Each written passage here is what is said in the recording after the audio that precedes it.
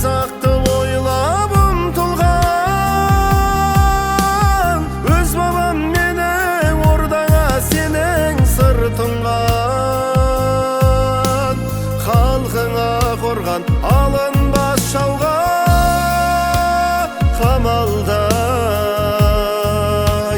табаның тиген даламда бүгін қол бұрған.